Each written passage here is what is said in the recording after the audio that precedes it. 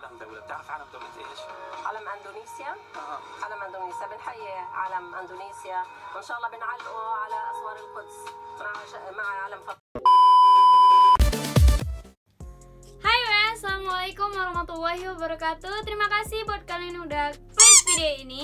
Ya, kembali lagi bersama aku Nova Fitria di Reaction with Me.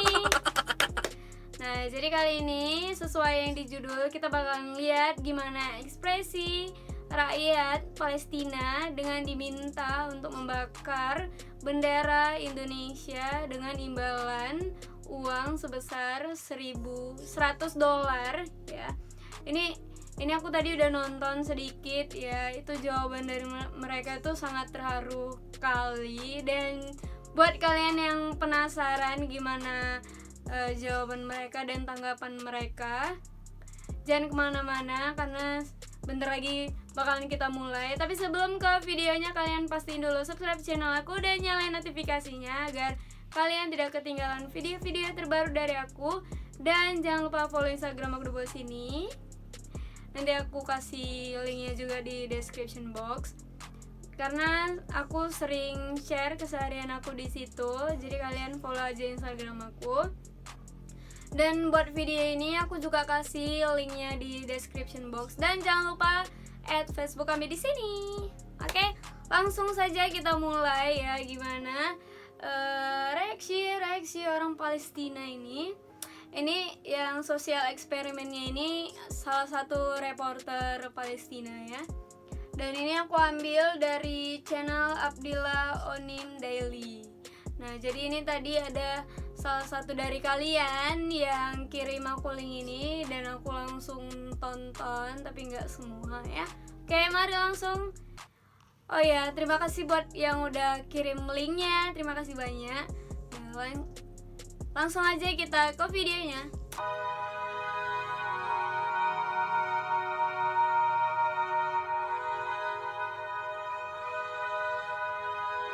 الشعب الفلسطيني حبا كبيرا لدولة إندونيسيا، فهو على يقين بحجم التعاطف والدعم الرسمي والشعبي للقضية الفلسطينية.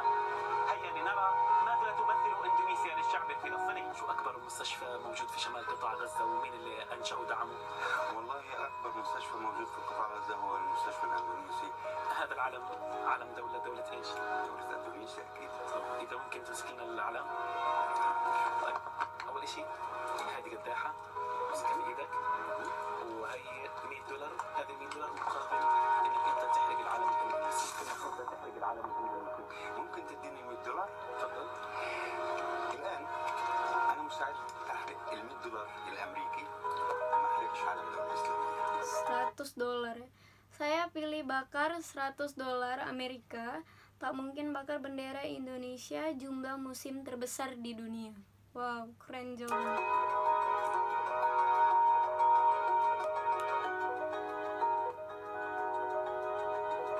الدولة الإسلامية دي في بينها وبيننا توأمة إسلامية ما بين القدس وما بين أندونيسيا.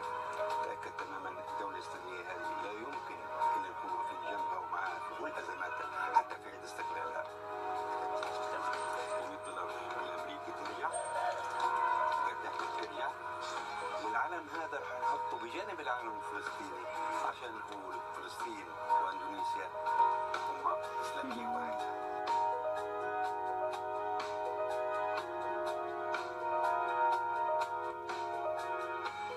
بارك الله فيك. الآن في عيد استقلال أندونيسيا ال75، شو بتتمنى لأندونيسيا؟ الرخاء.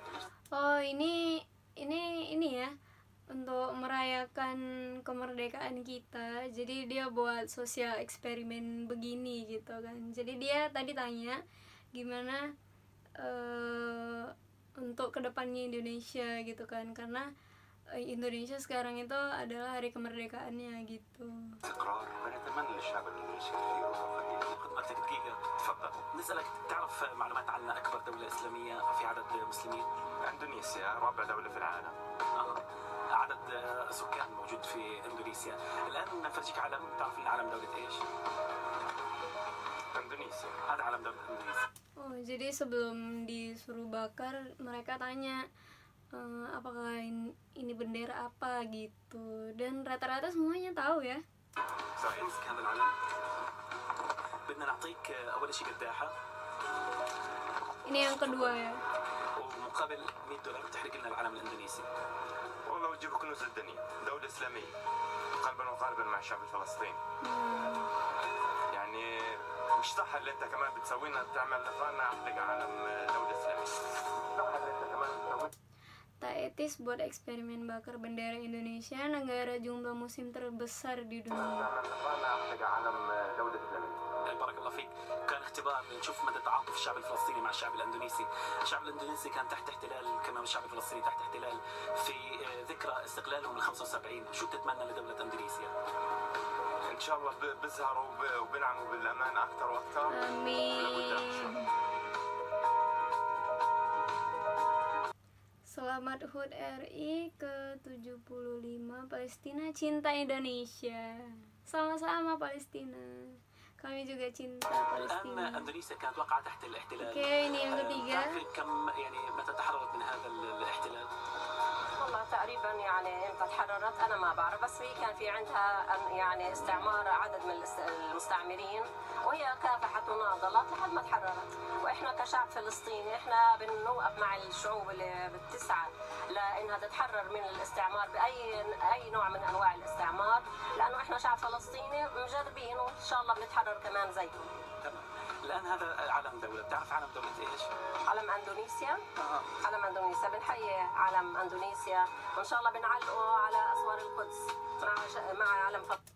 Semoga kelak dikibarkan di dinding Al-Quds bersama bendera Palestina. Semoga ya. وان شاء الله بنعلقه على اسوار القدس مع علم فلسطين.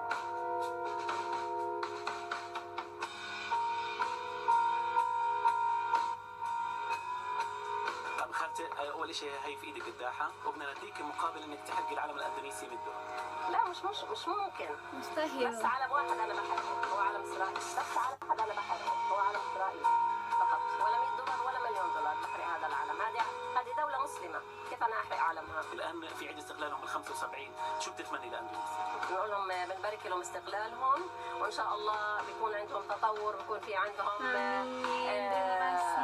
دائما للافضل، يعيشوا بحياه افضل وبرفاهيه، وان شاء الله كل الدول تتحرر، وخاصه Amin. مستشفى في شمال قطاع غزة، ايش اسم هذا المستشفى؟ مستشفى الاندونيسي شمال القطاع، تعرف ليش سموه بالمستشفى الاندونيسي؟ عشان دوله اندونيسيا هي اللي دعمتها. الدعم الاندونيسي لقطاع غزة وقف عند المستشفى الاندونيسي ولا بتعرف انهم يعني في لهم دعم اخر؟ طبعا لهم دعم اخر، قدموا مساعدات طبعا اللي هو للايتام طبعا، ومساعدات خيريه للشعب الفلسطيني. طب نسألكم عن علم اي دولة هذا؟ علم اندونيسيا. بتوافقي الإجابة؟ طبعا اكيد بوافقها. طيب هي علم إلك وهي علم إلها. الآن هي قداحة معاكم وهي مقابل انكم تحرقوا العلم ندي $100 لكم، بتقبلي تحرق هذا العلم؟ لا. ليش؟ اندونيسيا دولة مسلمة، اندونيسيا دولة مسلمة، ليش نحرق علامة؟ ودعمت غزة، ليش نحرق؟ طبعا لا، لانه اندونيسيا طبعا دولة مسلمة ودعمت فلسطين وساعدتهم وقدمت لهم كثير اشياء طبعا للشعب الفلسطيني، بالذات اللي هو ساعدوا، قدمت مساعدات خيرية واشياء ثانية، والمستشفى الاندونيسي هنا عنا فإلهم، وبنحب يعني نقدم لهم كل الشكر لهم على جهودهم معنا. شو بتتمنى لاندونيسيا من الشعب؟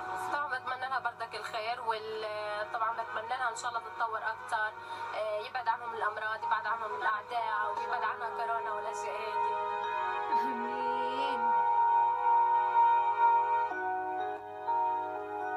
بدنا نسألك أكبر مستشفى موجود في شمال قطاع غزة؟ تبع اندونيسيا اللي عملته للشعب الفلسطيني.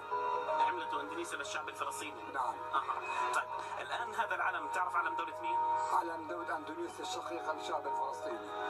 الآن لو أديناك هذا العلم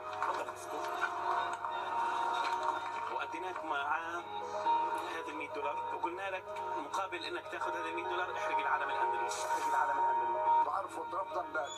يعني في ظل هذا الوضع الاقتصادي الصعب يعني بتكون $100 شيء مناسب لانسان مقابل انه يعمل هيك. دولة صديقة أغلى من Negara sahabat lebih berharga dari $100 dan lebih mahal dari $1 juta. Terharu. $1 أغلى من $1,000,000.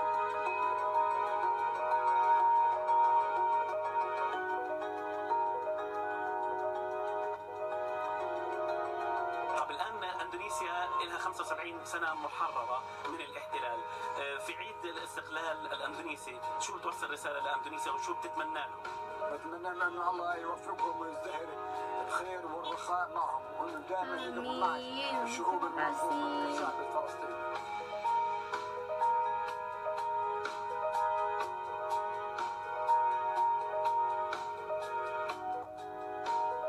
أمنيات الشعب الفلسطيني لدولة إندونيسيا ولشعبها أن تنعم بالحرية والسلام Thank you. Jadi itu dia videonya ya, sangat terharu banget dengan aduh, terharu. Ternyata banyak ya saudara-saudara kita yang di luar sana yang tahu dengan bendera kita ya, dan banyak juga mendoakan negara kita ini supaya tetap maju, berkembang, sejahtera ya. Terima kasih banyak buat yang udah doain Indonesia. Oke, mungkin itu aja video dari aku. Kurang dan lebih aku minta maaf. Dan buat kalian yang suka dengan video ini, kalian like sebanyak-banyaknya dan share ke seluruh media kalian agar teman-teman kalian tahu tentang berita ini. Dan jangan lupa komen di bawah aku harus buat video apa lagi, oke? See you next video. Bye bye.